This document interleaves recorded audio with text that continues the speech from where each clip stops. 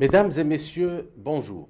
J'ai le plaisir de vous recevoir dans cet entretien et de recevoir parmi nous Monsieur Mohamed Bouhamidi, professeur de philosophie au lycée et écrivain et militant politique. Le but de cet entretien, c'est d'évoquer la situation ici en Algérie, mais aussi en Afrique et plus généralement dans le monde, à l'occasion du 60e anniversaire du décès de Frantz Fanon. Aujourd'hui, l'Afrique, notamment les pays du Sahel et de l'Afrique subsaharienne, connaissent des soulèvements populaires qui contestent l'ordre néocolonial qui s'est établi après les indépendances. Et à l'aune de ces événements, nous avons estimé que revenir à un grand psychiatre et un grand écrivain comme Frantz Fanon, qui a théorisé le panafricanisme, l'anticolonialisme, mais dans un esprit de propulser ce continent dans la modernité et dans le développement. Donc, nous allons poser des questions à M. Bouhamidi dans cette optique afin d'apporter des éclaircissements par rapport à ce que vit cette région et à ce qui se développe actuellement dans le monde. Donc, bonjour Monsieur Bouhamidi. Bonjour. Et ma première question, c'est quelle est la place de Frantz Fanon aujourd'hui dans le monde qui a mené des guerres de décolonisation parfois très violentes. Et donc, à l'occasion de ce 60e anniversaire de son décès, est-ce que vous pensez que Frantz Fanon peut avoir un rôle à jouer dans les années futures? Alors, d'abord, je vous remercie pour cette invitation. Je rappelle juste pour l'occasion et pour la mémoire de ce Moudjahed qui a été enterré en martyr avec les honneurs de l'armée de libération nationale sur le territoire algérien. Le détachement a traversé la frontière pour l'enterrer. Et dans le nom complet, c'est-à-dire était Omar Ibrahim Frantz Fanon. Puisque membre des structures de notre armée de libération nationale et qui était chargé à la fois des questions de santé, de culture, d'idéologie. Il travaillait aussi dans le Moudjahed, le journal. C'était le journal de Front oui, le journal du Front de Libération Nationale. Donc cette année, c'est le 60e anniversaire de son décès. Un 60e anniversaire, c'est un millésime important, comme tous les millésimes en décade. Le 10e, 20e, 30e anniversaire, c'est toujours de grandes occasions pour mieux faire connaître l'œuvre d'un héros, son œuvre politique, culturelle, idéologique, militaire. Cela dépend de qui il s'agit, mais s'agissant donc de Omar Ibrahim Frantz Fanon, quand il rejoint notre guerre de libération nationale, il est déjà un immense intellectuel. Il a publié plusieurs études, puis le livre Théo pour noir masque blanc. Plus tard,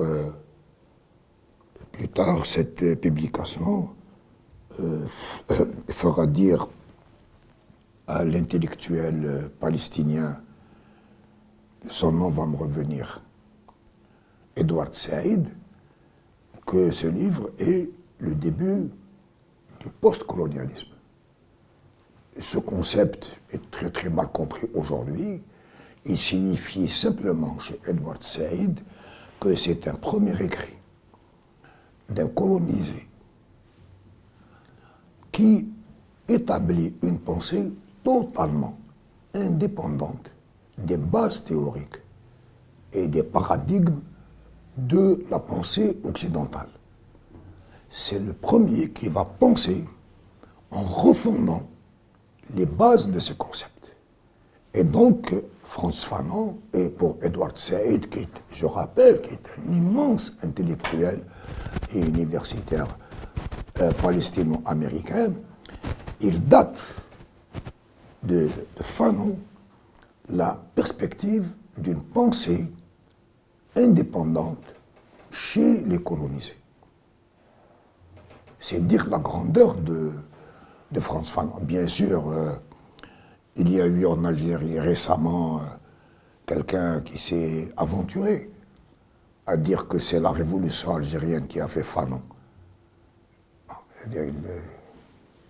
Peut-être qu'il est juste de lui rappeler que lorsqu'il arrive, qu'il rejoint notre guerre de libération nationale et qu'il rejoint donc notre identité nationale. Il faut bien se mettre dans la tête que Fanon devient algérien, non pas par adoption, mais par engagement volontaire, et qu'il vient avec un immense prestige. Ensuite, nous constatons que pour ce 60e anniversaire, très peu de choses significatives, plutôt aucune manifestation significative ne lui a été consacrée. J'entends par manifestation significative celle qui fait connaître au moins les grands concepts fondamentaux de cet homme. Alors sa pensée hante le monde actuel. Tout ce qui est woke, quand on voit aujourd'hui le postcolonial, le mouvement woke, tous se repèrent d'une façon ou d'une autre par rapport à Fanon. Le plus souvent pour récupérer ces concepts et les déformer. Par exemple, en Algérie, il y a un livre qui est sorti dans une maison d'édition, je n'ai pas besoin de citer le nom, écrit un livre écrit par une psychanalyste, qui a introduit le concept de colonialité, et qui est une déformation grave de ce qu'a écrit Fanon, tout en se réclamant de Fanon. Parce que la colonialité est un État. C'est-à-dire c'est un État où le colon et le colonisé sont en relation ahistorique. Ahistorique qui sont confrontés l'un à l'autre. Comme si c'était une question d'inter-individualité. Alors que la condition coloniale chez Fanon est à la fois une condition toujours dynamique. C'est-à-dire le rapport du colon au colonisé, il n'est pas une situation, il y a un mouvement. Il l'explicite très bien dans Peau noire, masque blanc, lorsqu'il dit comment le colonisé commence par l'évitement, il ne va pas voir le colon, où il invoque ses dieux, ses forces surnaturelles, pour ramener le colon à une condition moins brillante. La deuxième chose, c'est que le colonisé, quand il commence à se révolter, il va se révolter non pas contre le colon, mais contre ses congénères.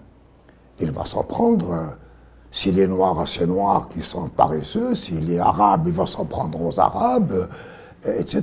C'est-à-dire qu'il va s'en prendre à ses congénères, sur lesquels il va rejeter une culpabilité qu'il ressent. Et puis il y a la troisième phase, qui est la phase de la plus haute dynamique, qui est celle de la phase où le colonisé comprend qu'il a en face de lui non seulement un homme, mais il a en face de lui un système, qui est le colonialisme, et alors il arrive à nommer le colon. Ce n'est plus M. Gomis, ce n'est plus M. André, c'est le colon. Là, il atteint la conscience politique, et c'est le début de la lutte politique, quelles que soient les formes de cette lutte politique. Et donc,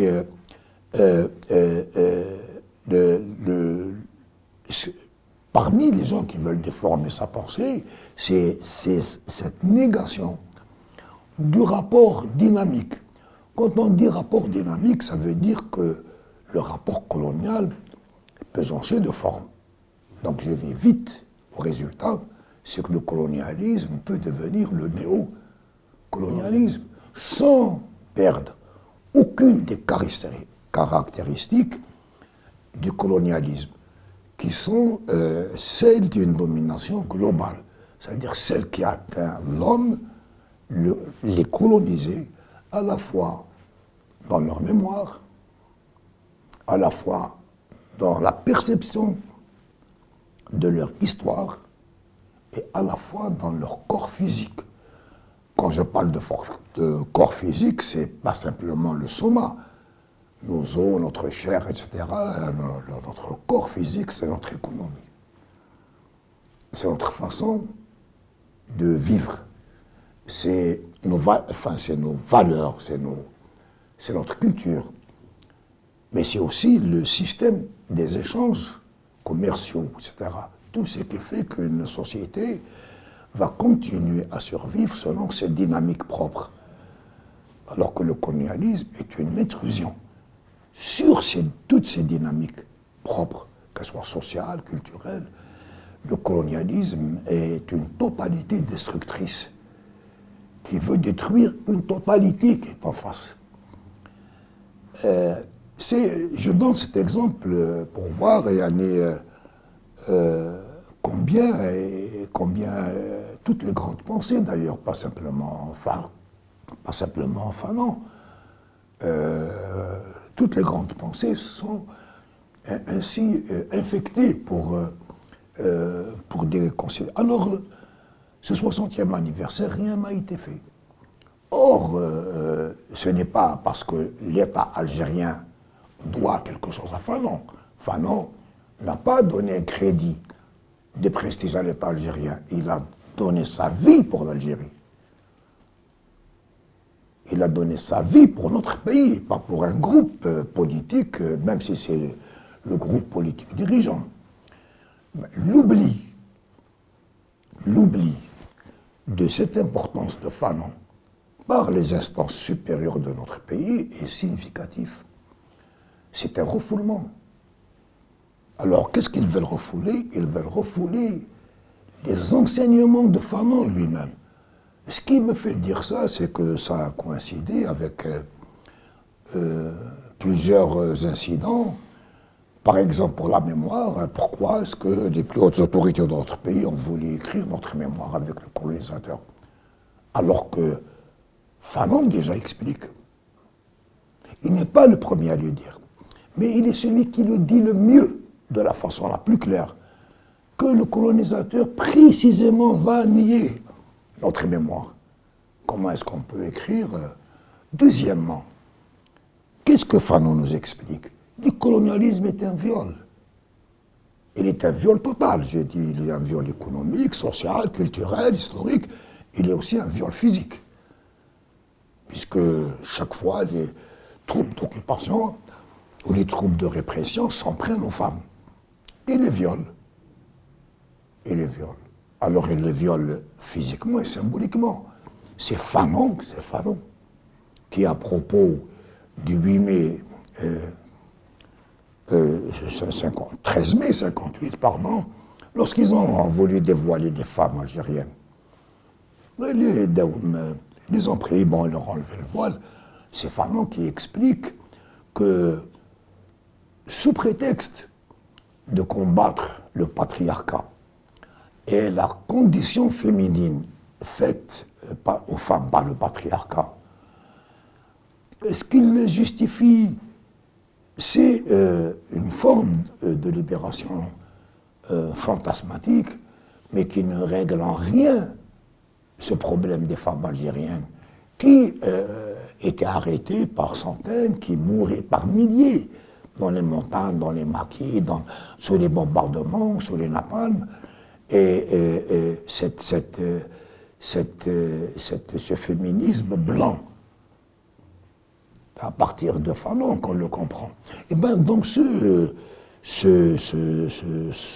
année 2021, 60e anniversaire, il y a quelque chose d'important, à mon avis. C'est la prise de conscience, après ce qu'a dit Macron sur notre pays, qu'il y a un néocolonialisme.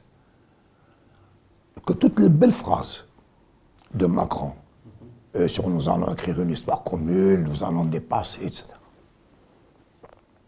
Les nôtres avaient oublié que le colonialisme était un viol. Alors que Macron voulait faire de ce viol, disons, un mariage forcé. Hein?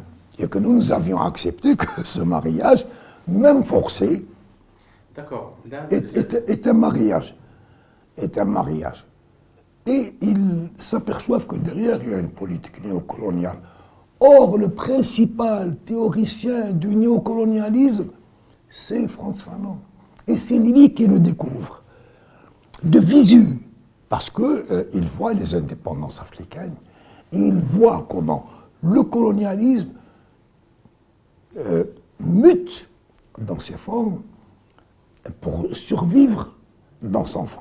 Voilà pourquoi je regrette que ce 60e anniversaire n'ait pas permis à nos jeunes, même aux vieux, etc., de mesurer l'importance de ce qu'a fait Fanon et de mesurer en même temps l'importance du caractère universel de notre révolution nationale.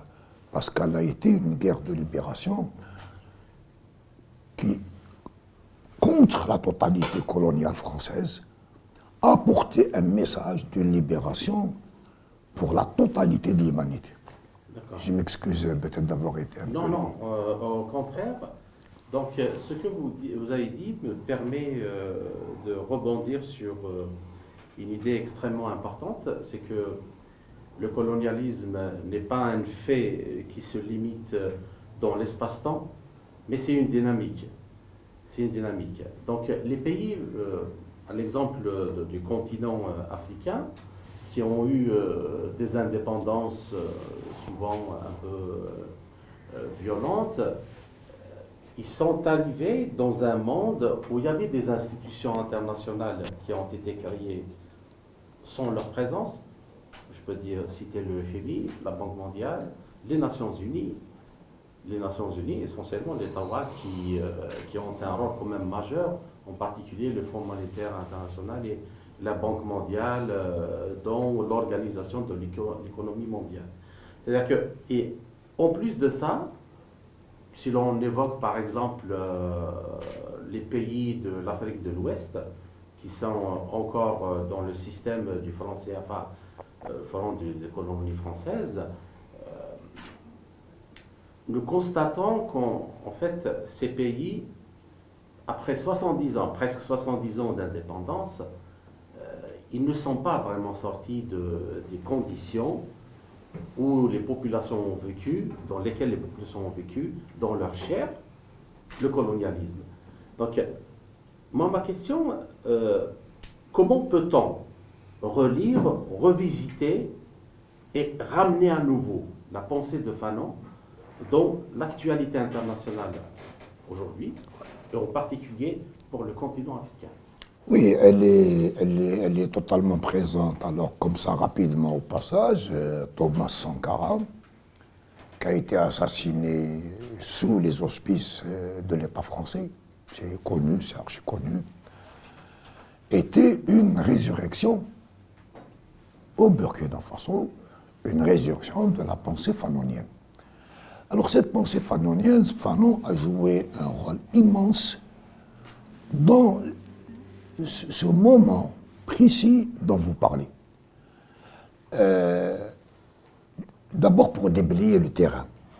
Il y avait chez les intellectuels africains deux grandes tendances.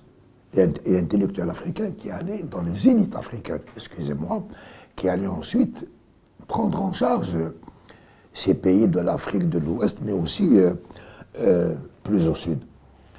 C'est qu'il y avait un vieux rêve noir qui était né vers les années 1920, chez les Noirs américains, d'un retour vers l'Afrique comme d'un retour vers un berceau. Voilà, c'est un retour vers un berceau dans lequel les Noirs retrouveraient leur authenticité.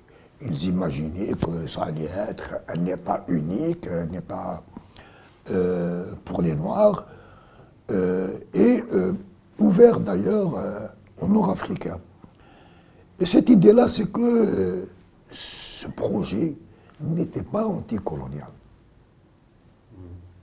Il n'était pas anticolonial, il était racial.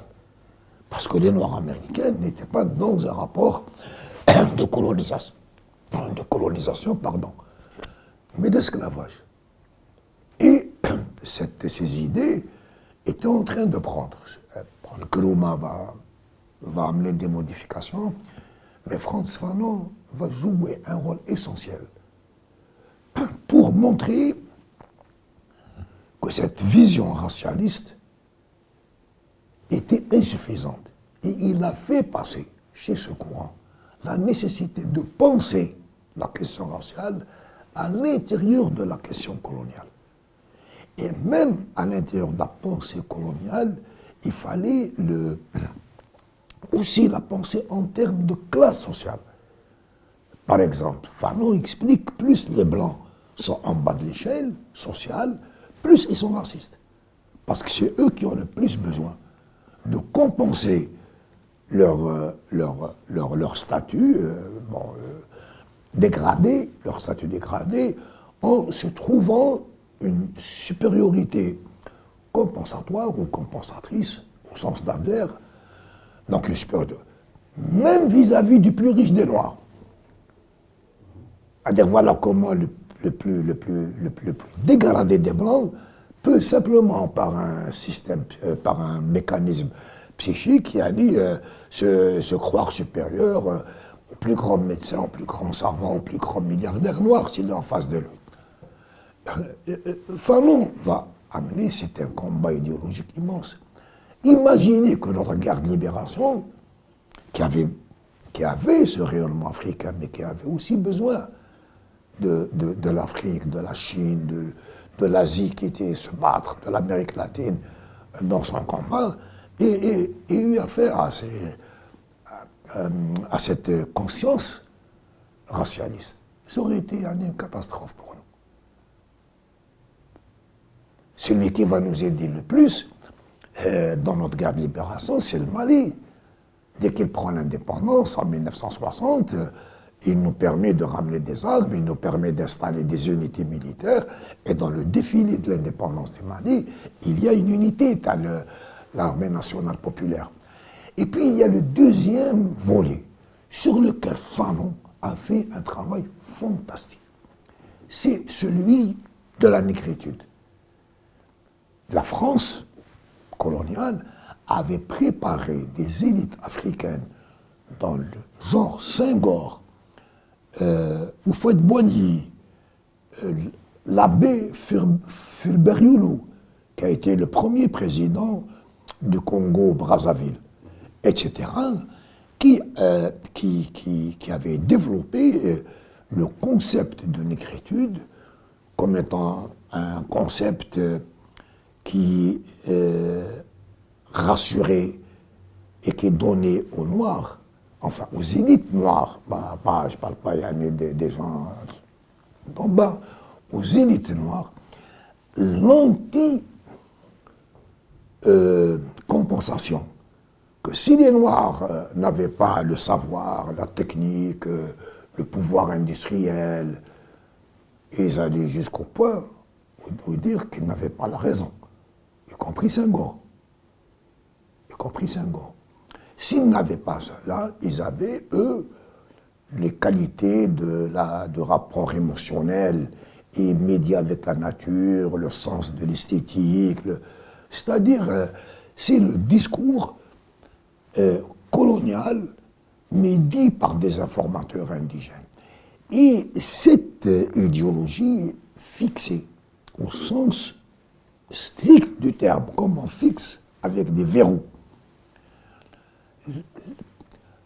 la thèse coloniale que nous étions, nous, les colonisés, ont besoin des maîtres qui nous guident, qui nous apprennent.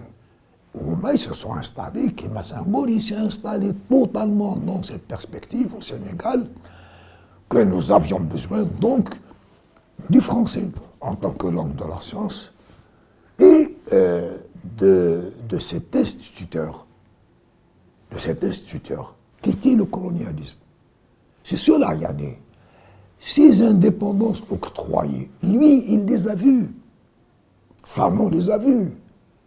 Fanon s'est battu contre ces idéologies indigènes du colonialisme ancien, mais qui mutait vers le colonialisme nouveau.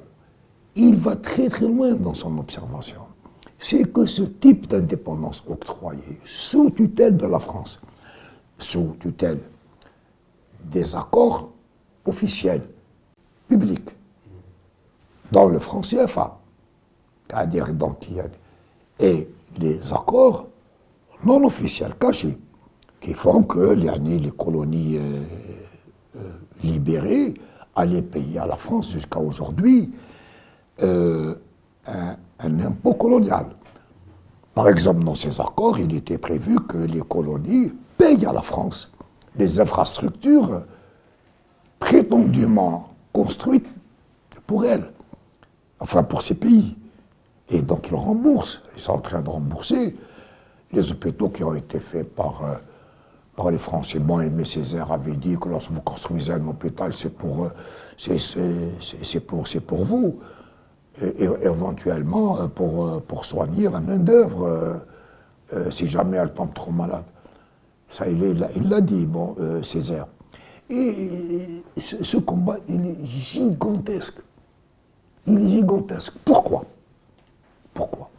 Parce qu'à ce moment-là, De Gaulle, qui prépare un plan néocolonial pour l'Algérie, n'est-ce pas? Il prépare un plan néocolonial pour l'Algérie. Il désigne pour ces pays africains l'URSS et le communisme comme étant l'ennemi pire que le colonialisme. Pire que le colonialisme. Et donc, ces indépendances, enfin, ces États africains à qui on a octroyé l'indépendance. Le cas le plus grave, c'est pas le Sénégal, c'est le Gabon. Mais enfin, c'est qu'ils doivent rester dans un système économique.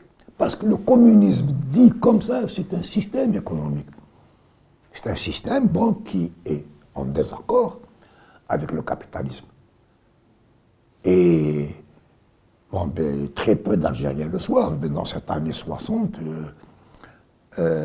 les Farhat Abbas a été harcelé par alors Fulbert Youlou, Ali Ahidjo, il a été par le gars du Gabon, je pense, qui sont partis le voir à Tunis pour lui dire voilà, c'est-à-dire la proposition, c'est d'accepter cette indépendance dans le cadre de l'Union française. L'Union française. Il fallait donc que les indépendances arrivent sans qu'il n'y ait aucun changement, absolument aucun, aux structures économiques déjà mises en place, qui sont les mines, les ressources minières, les ressources pétrolières, pour nous, pour notre pays, les ressources forestières, les grandes cultures, enfin, soit stratégiques, soit importantes. Le cacao, c'est pas stratégique, mais c'est important. Le coton, c'est stratégique. Le coton, c'est le Mali, entre autres.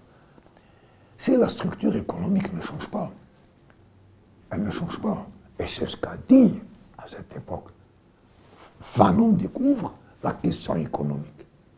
Il dit, c'est-à-dire, l'indépendance de ces pays est une fausse indépendance parce qu'elle n'a rien changé à cette structure économique.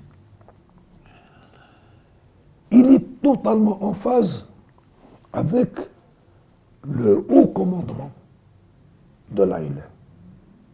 Très peu de gens savent que Boumedienne, par exemple, était un homme est un diplôme. C'est le président, Houari Boumediene. Oui, oui, bon. D'abord, c'était un universitaire, il était très instruit, il était diplômé. Jeune, il avait fréquenté la gauche arabe, la gauche égyptienne, aussi bien en Égypte qu'en Irak. Mais les autres cadres supérieurs de l'ANN étaient également très préparés à la compréhension de la nature de ce que c'est le colonialisme.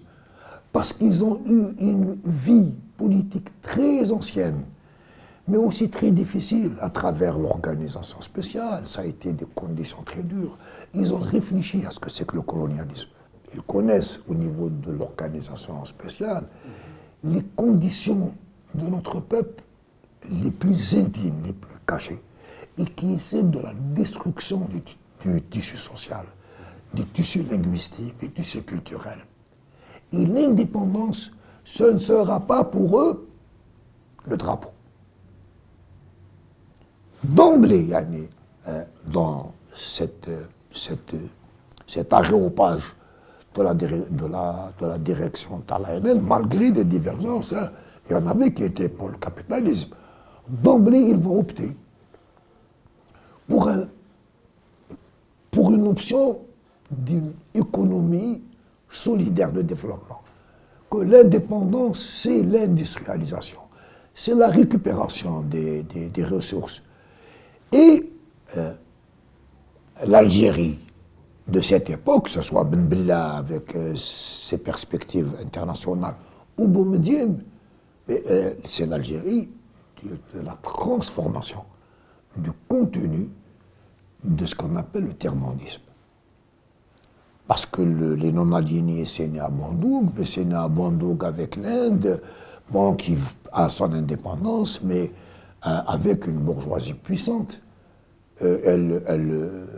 L'indépendance de l'Inde n'est pas une indépendance anticoloniale au sens où nous l'avons connue. Ça va changer.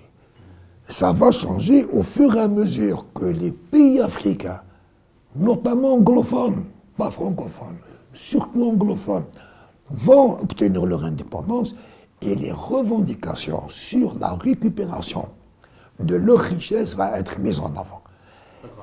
Alors, il va y avoir deux points culminants.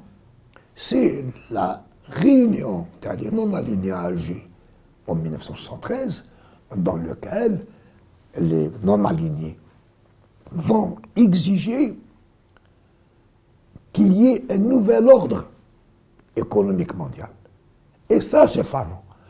Fanon, dès l'analyse des indépendances octroyées, il voit que cette bourgeoisie qui a été mise au pouvoir, qui n'est même pas une vraie bourgeoisie, elle est débile au sens médical du terme et qu'elle n'a aucune chance de développer quoi que ce soit. Parce qu'en plus, elle n'a pas les ressources et que les ressources sont précisément restées entre les mains des colonisateurs. Et c'est le sommet de la pensée fanonienne en symbiose, en partage avec les dirigeants algériens. C'est le sommet des non-alignés de 1973 et c'est le discours de Boumediene à l'Assemblée générale de l'ONU en 1974 et qui devient une charte pour la transformation des rapports mondiaux, pour qu'il y ait l'indépendance économique de nos pays. Et ce que nous voyons aujourd'hui en Algérie, c'est absolument le contraire. Parce qu'est-ce qu'il disait il disait, nous devions avoir notre souveraineté économique. Ce n'est pas la souveraineté politique. Dans cette souveraineté économique, il y a des souverainetés, plusieurs. Donc, c'est-à-dire commerciales, financières, on a parlé du CFA. On devait avoir notre souveraineté sur nos ressources. Sur nos ressources. Et le colonialisme devait payer une partie de ses méfaits c'est la politique d'industrialisation, de sortie du marché. C'est une revendication faite par l'Algérie, les non-alignés, que l'ordre mondial soit modifié. Soit modifié. C'est des questions qui sont... C'est les questions brûlantes d'aujourd'hui. Vous le voyez. Je sais pas, je prends la Russie comme ça au passage. Le nombre de sanctions qui montrent qu'il y a un ordre mondial qui repose... enfin, oui, l'économie de marché là-dedans.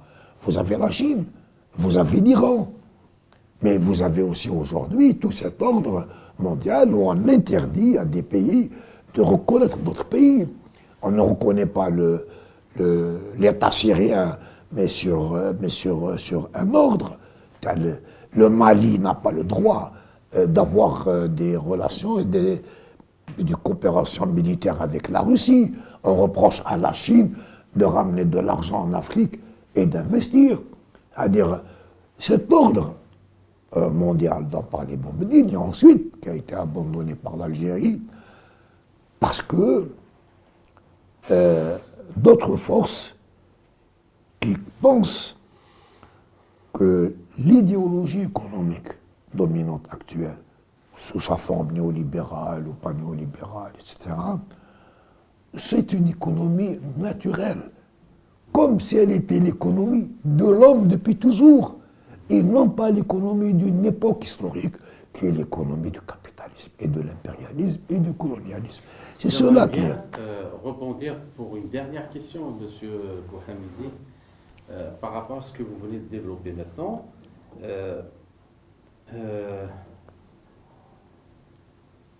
Si l'on... on ne peut pas, c'est-à-dire penser le monde, d'après ce que vous développez, via des principes universaux. Si un blanc nord-américain peut faire une découverte scientifique, cela ne pourrait pas t'empêcher, ne peut pas empêcher un noir africain qui est au fin fond de l'Afrique de faire la même découverte, de même nature, de même niveau, du moment que ce sont deux êtres humains. Et l'on peut donner des preuves qu'il y a actuellement des élites qui partent des pays du Sud et qui excellent et qui deviennent des lumières dans les pays du Nord. Donc, ma question, vu maintenant ce climat complètement globalisé, où de plus en plus on voit qu'il y a une petite minorité de gens qui accaparent tout, et les richesses, et la culture, et la science, et soumettent des centaines et des centaines de millions de gens, pratiquement dans tous les continents, à la misère, à la décadence sociale, à la décadence culturelle, et donc qui deviennent le terreau de développement de beaucoup de fléaux, comme ce que vous avez développé, le racisme, l'ethnicisme, la négation de la nature humaine. Moi, donc, je voudrais vous poser une dernière question. Est-ce que Fanon serait aussi un penseur qui pourrait apporter des réponses à ce que vivent même les citoyens du monde entier par rapport à ces conditions? Et je voudrais que vous terminiez sur cette idée-là qui circule actuellement, en particulier durant la campagne présidentielle en France, où c'est la France qui a créé l'Algérie. Avant l'arrivée de la France, il n'y avait pas de société algérienne. Oui, alors le racisme, Fanon explique, on va prendre l'exemple du moteur. Pour que le moteur colonial fonctionne, il faut qu'il y ait de l'huile. Bon, le moteur colonial, qu'est-ce que c'est? Il faut convaincre les Français ou les Américains, enfin, ou les Anglais ou d'autres, d'aller donner leurs enfants pour aller conquérir des pays.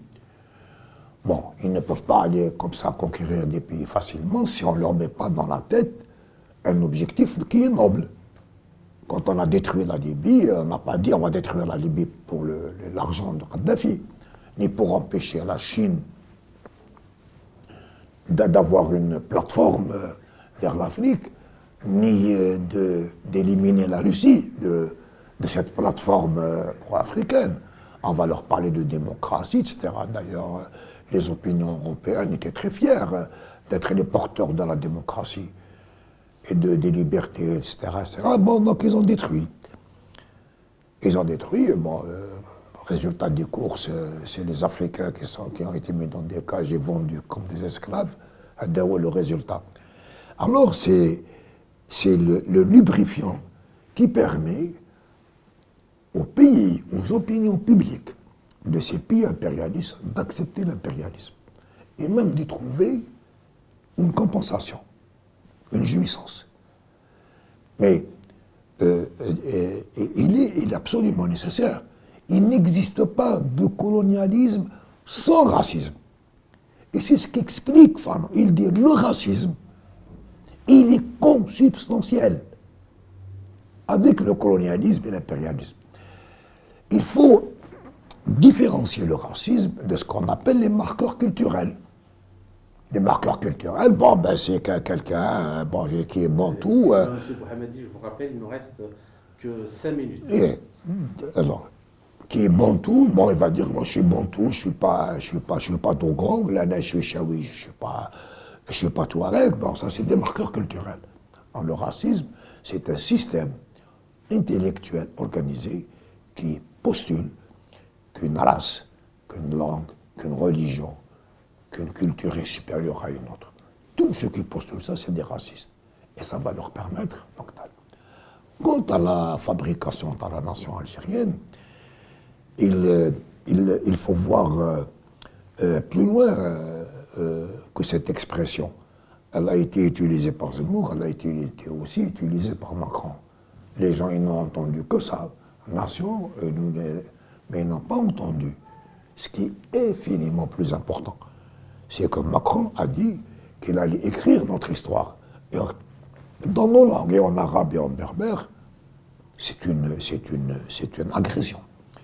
Qu'il va ouvrir les portes à nos médecins, ça c'est un pillage des ressources, c'est exactement ça le néocolonialisme, qui va prendre nos cadres. Bon, il prend nos médecins alors qu'il y a une crise de personnel médical. Et le fait, Yannick, qu'il nous fixe sur la nation, ça a permis à nos élites qui sont au pouvoir et en dehors du pouvoir de ne pas voir que Macron a annoncé le programme néocolonial qu'il nous prépare, mais qui est déjà en œuvre en Algérie, qui est déjà en œuvre son programme néocolonial. Évidemment, parce que comme ils ont accepté des rapports de dépendance vis-à-vis de la France, nos élites se taisent. Alors donc ils vont sur le faux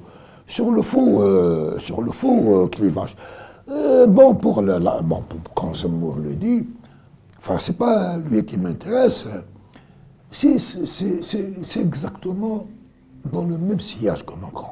C'est le sillage d'une crise, et d'une crise profonde de la France, qui ne concerne pas notre nation, qui concerne une même affirmation chez l'un et chez l'autre, mais pour des buts différents. Zemmour est le symptôme d'une mise à l'écart de Marine Le Pen comme, disons, tête de pont de la droite française. La droite française classique, conservatrice, celle qu'on trouve dans la haute hiérarchie militaire, laquelle haute hiérarchie militaire a déjà averti Macron qu'elle est en désaccord avec ses politiques de dissolution de l'identité française, de dissolution aggravée de l'identité française. Pas simplement parce qu'il est dans l'Europe, mais parce que Macron est dans le reset. Il est un des pions de la politique américaine. Cette droite française où les généraux, le catholicisme, le conservatisme, c'est Zemmour qui a été choisi pour le porter. Zemmour, il raconte ce qu'a raconte Lugan. C'est une thèse qui est développée pour dire que ces pays africains, pas simplement l'Algérie, le Mali, l'Algérie, la Guinée, nous sommes des assemblages d'ethnies qui ont été réunies par des frontières tracées par la France. Et cette question de l'ethnie, bon, il faudrait peut-être que nos élites, enfin, nos intellectuels algériens les plus honnêtes, enseignent à nos étudiants, à nos élèves, que le droit anglais colonial est totalement, entièrement, exclusivement basé sur l'ethnicisme. Ils reconnaissent des ethnies, pas des nations, et encore moins des États. Cet ethnicisme de Bernard Lugan, il infecte l'opinion publique algérienne, surtout chez les jeunes, mais il infecte y compris notre Constitution. Parce que Fanon, dans cette lutte pour la libération nationale, il avait dit le plus haut niveau de la culture nationale, c'est la conscience nationale. Or, ce travail sur la conscience nationale, qui fait l'unité d'un peuple et qui sort de l'ethnicisme pour aller vers l'idée de peuple, eh bien, elle a été extrêmement affaiblie depuis la mort de Boumedienne. Nous sommes dans une perte du patriotisme algérien. Et le patriotisme algérien, ça signifie qu'il y a la notion de peuple comme moteur politique. Or, il n'y a de peuple que lorsqu'il y a de nations. Il ne peut pas y avoir de nation sans peuple. Sinon, la nation, ça devient une communauté. Alors, l'État national, que M. Macron veut nous nier, bon, qui est une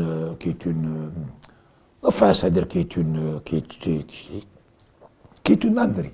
Alors, il parle à partir du traité de Westphalie, mais les gens, bon, est-ce qu'ils connaissent le traité de Westphalie? C'est pas sûr. L'État-nation ne peut exister que sur la notion de peuple, que si on se repose sur un peuple et pas sur des ethnies. Ça fait des décennies que l'impérialisme français, le néocolonialisme, travaille sur des ethnies. Non, chez nous, d'abord. Je n'ai pas besoin de parler, de donner de détails, les gens ont compris. Mais partout dans l'Afrique de l'Ouest, au Mali, ils travaillent sur des ethnies. C'est l'État colonial français qui, il y a 30 ou 35 ans, a lancé des émissions culturelles, etc., pour faire naître dans la conscience des Français qui n'en avaient aucune idée de l'Azawad. Il y a eu des centaines d'émissions de films sur les Touaregs du Mali, tout gentils, tout beaux, tout, qui reçoivent. Et ils ont... voilà. Pour revenir à Macron, et à Zemmour, bon, je vais finir là-dessus, cette crise, elle est la crise de l'État français. Il y a ces deux solutions qui émergent, c'est-à-dire ce sont deux solutions extrêmes, soit l'américanisation à l'extrême, dans tous ses comportements, dans toutes ses idées à peine cachées, y compris dans ses rapports quand il critique le colonialisme. Macron, il est dans le wokisme. Il est dans le wokisme. Enfin, moi, à mon avis, c'est totalement dans ce changement. Et Zemmour, son langage, c'est le langage de la droite française conservatrice, y compris les généraux et les militaires, qui ne peuvent plus supporter que la France, non seulement elle est en train de disparaître en tant que puissance, mais elle va disparaître en tant que culture. C'est leur dernier rempart, s'ils veulent exister encore comme classe dominante, comme élite dominante. D'accord. Ben, je vous remercie, Monsieur Bouhamadi, pour cet entretien très fructueux. J'espère que nos auditeurs vont apprécier tout ce que vous avez développé. Je leur rappelle que leurs questions, leurs suggestions, voire leurs critiques sont les bienvenues. Je vous remercie encore une fois et je vous dis au revoir. Je vous remercie pour votre invitation.